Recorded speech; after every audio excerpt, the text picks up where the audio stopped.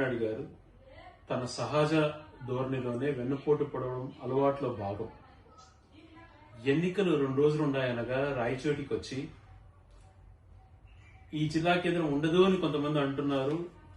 ఖచ్చితంగా ఈ జిల్లా కేంద్రం కొనసాగుతుంది, ఈ జిల్లా కేంద్రం కొనసాగించే బాధ్యత నాది అని పబ్లిక్ మీటింగ్ లో మాట్లాడిన చంద్రబాబు నాయుడు గారు ఈరోజు నిర్దాక్షిణంగా వెనుకబడి ప్రాంతాల ప్రతిపాదికగా ఏర్పడిన జిల్లా కేంద్రాన్ని తీసేయటం అన్నటువంటిది ఎంతవరకు సమంజసం? స్వతంత్రం వచ్చిన తర్వాత కానీ, అంతకుముందు బ్రిటిషర్స్ పాలనలో కానీ దేశవ్యాప్తంగా ఎక్కడో ఏర్పడిన జిల్లాలు ఎక్కడో రద్దు కాలేదు.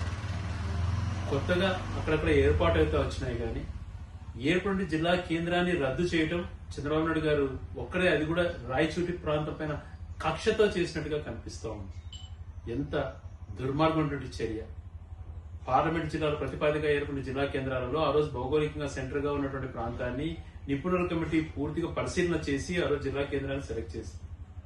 ఆ రోజు జిల్లా కేంద్రం ఏర్పడిన తర్వాత ఈ ప్రాంతం అభివృద్ధి చెందుతుంది, కొన్ని ఆఫీసెస్ వస్తాయి, ప్రాంత అభివృద్ధికి దోహదపడుతుంది, అన్నిటికీ సెంట్రల్ లొకేషన్ లోని దోహదపడుతుంది అనేటువంటి భావించే తరుణంలో ఏర్పడిన 2 సంవత్సరాలలోనే పోలీస్ పెరేడ్ గ్రౌండ్స్ కానీ అత్యంత అద్భుతంగా కొత్త బిల్డింగ్స్ శాంక్షన్ చేసి ఉన్నటువంటి బిల్డింగ్స్ కన్స్ట్రక్షన్ అయిపోయేంత వరకు అన్ని ఆఫీసులు చక్కగా నడిచేందుకు అన్ని రకాల సౌకర్యాలు కల్పించాం. మరి ఎన్నికలలో నువ్వు అదే పనిగా రాయచోటికి వచ్చి ఎన్నికల హామీలో భాగంగా మీరు ఓటేయండి నిలబెడతానని చెప్పినట్టు చంద్రబాబు నాయుడు గారు ఈరోజు 1.5 సంవత్సరానికే ఎందుకు రద్దు చేశారు? మదనపల్లి జిల్లా ఏర్పాటు చేశారని చెప్పారు, మీరు ఏర్పాటు చేసుకోండి. ఈ జిల్లాను ఎందుకు కేంద్రంగా రద్దు చేయాల్సి వచ్చింది? కక్షతో మరి కడప జిల్లాతో అనుబంధం ఉన్నటువంటి జిల్లాగా విడదీసి ఇప్పుడు మళ్ళీ దాన్ని మదనపల్లి జిల్లాకి వేస్తే ఈ ప్రాంత ప్రజల మనోభావాలు ఎలా ఉండాలి?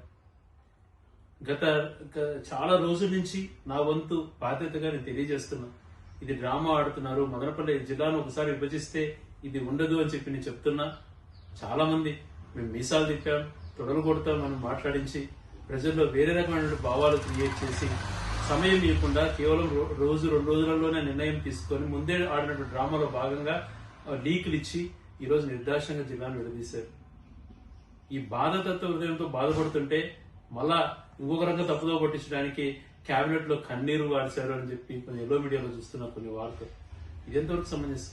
ఈ ప్రాంత ప్రజాప్రతినిధిగా ఉన్నటువంటి వ్యక్తి, రాయచోటి ప్రాంతానికి మంత్రిగా ఉన్నటువంటి వ్యక్తి ఈరోజు తన కేబినెట్ లో స్వయంగా పాల్గొని ఈ జిల్లా కేంద్రం తీసేస్తున్న దాంట్లో భాగస్వామి అయ్యి అక్కడ సంతకం పెట్టి ఒక మనిషిని హత్య చేసేటప్పుడు పొడిచేటువంటి పోట్లలో ఈయన ఒక పోటు పొడిచి అక్కడ చంపి మళ్ళీ బయటకు వచ్చి కన్నీరు కార్చాడు అని చెప్పి చెప్పించుకుంటున్నారు అని అంటే ఎంతవరకు భావ్యం? ఇదే రాజకీయాలలో ఇది చేయాల్సినటువంటిది? ఇదే ప్రజల కోసం చేసి బాధ్యతమైనటువంటి మనిషి చేయాల్సినటువంటి విషయాలు? అదే కేబినెట్ మీటింగ్ లోనో ముందో ఈ కేబినెట్ లో నేను భాగస్వామిని, నా చేతితో నేను ఈ జిల్లాను చేసినట్టు నేను ఒక భాగస్వామి కాను అని చెప్పి కన్సెంట్ ఇచ్చి దీనికి వ్యతిరేకమైనటువంటి మాట కూడా అక్కడ రాసి ఇవ్వకుండా బయటకు వచ్చి డ్రామా ఆడుతున్నారు అని అంటే ఇది ఏమనుకోవాలో అర్థం కావడం. ఈరోజు ఈ ప్రాంత ప్రజలు ఎంత బాధపడుతున్నారు, కన్నీరు గార్చినట్టు కుటుంబం ఉందా? ప్రతి ఒక్కరు ఆవేదన చెందుతున్నారు. వైకుంఠ ఏకాదశి అటువంటి దాంట్లో ముందు కొత్త సంవత్సరం వస్తున్నట్టు శుభ సందర్భంలో ఈ రకంగా ఈ ప్రాంతాన్ని గొంతుకోసి ప్రతి ఇంట కన్నీరు మిగిల్చారే, ఇది ఎంతవరకు సమంజసం?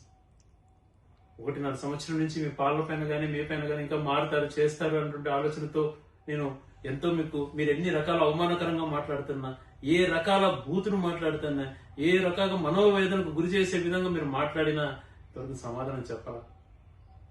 ఈ ప్రాంత అభివృద్ధి కోసం తెలుసుకుంటారు.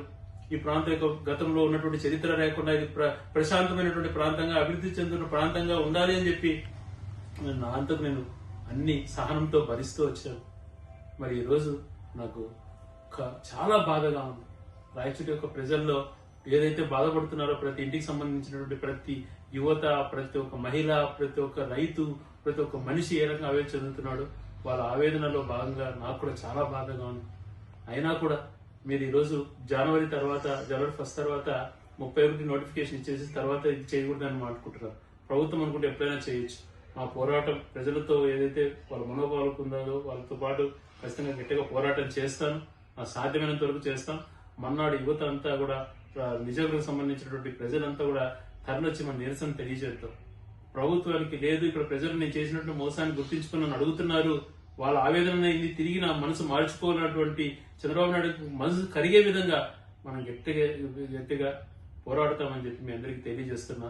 ఇప్పటికైనా ప్రభుత్వం తమ వ్యతిరేక భావాలను మానుకొని ఈ ప్రాంతానికి ఏదైతే నష్టం చేశారో దాన్ని తిరిగి ఆ జిల్లా హెడ్ క్వార్టర్స్ కొనసాగించే విధంగా మీరు నిర్ణయం తీసుకోవాలని చెప్పి గట్టిగా చెప్తున్నాను. Local to global news at your fingertips. మీ చేతిలో ఒక ఆయుధం. Download Raw TV app. Media legend Ravi Prakash is back.